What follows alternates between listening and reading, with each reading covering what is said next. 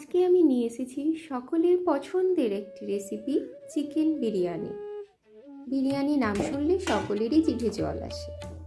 এখানে আমি নিয়ে নিলাম চিকেন পিস, তারপরে দিলাম আদা রসুন বাটা, টক দই, লেবুর রস, গরম মশলা, পরিমাণ মতো লবণ, হলুদ গুঁড়ো, ভাজা মশলা, ধনে গুঁড়ো, বিরিয়ানি মশলা, দিয়ে দিলাম গোলমরিচের গুঁড়ো, গরম মশলা, ধনে পাতা এবং 6 থেকে 7টা চেরা কাঁচা লঙ্কা।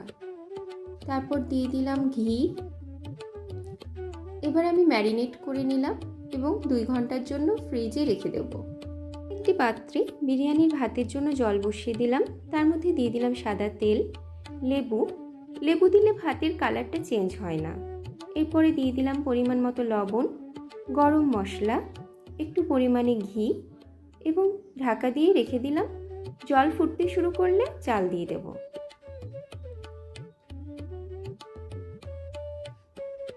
এবারে একটি কড়াইয়ে আমি তেলের মধ্যে দিয়ে দিলাম আলু। এর মধ্যে দিয়ে দেব হালকা লবণ এবং অল্প একটু পরিমাণ হলুদ, এবং আলুগুলো আমি লাল করে ভেজে নেব।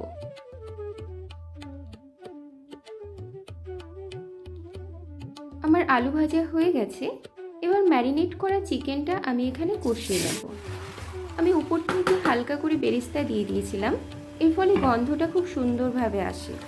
আমার চিকেন কষা প্রায় হয়ে এসছে। এবারে আমি উপর থেকে আরেকটু পরিমাণ বেরেস্তা দিয়ে দিলাম। আমি ভাতটা 70% সেদ্ধ করে নিলাম। এরপর আমি দমে বসানোর জন্য রেডি করে নেব। একটি পাত্রে সাদা তেল দিয়ে দিলাম, তার উপরে দিয়ে দিলাম চিকেন পিসগুলো, অল্প একটু পরিমাণ গ্রেভি এবং ক্রাস্ট করা জায়ফল এবং জয়িত্রী দিলাম। তার উপর ভাতের একটা লেয়ার দিয়ে দেব।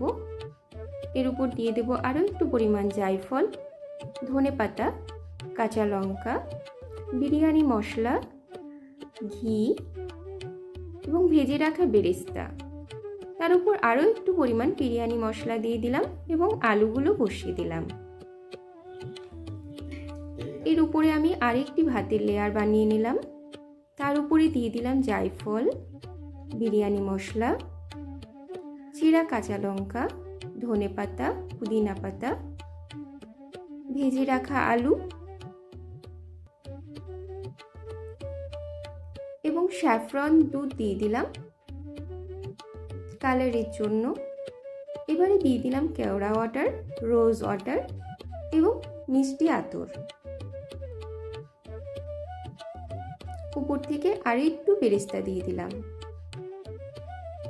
দিয়ে দিলাম পরিমাণ মতো ঘি, একটু সাদা তেল এবং দুধ। ঢাকা দিয়ে 30 মিনিটের জন্য দমে বসিয়ে দিলাম। আমার বিরিয়ানি একেবারে তৈরি।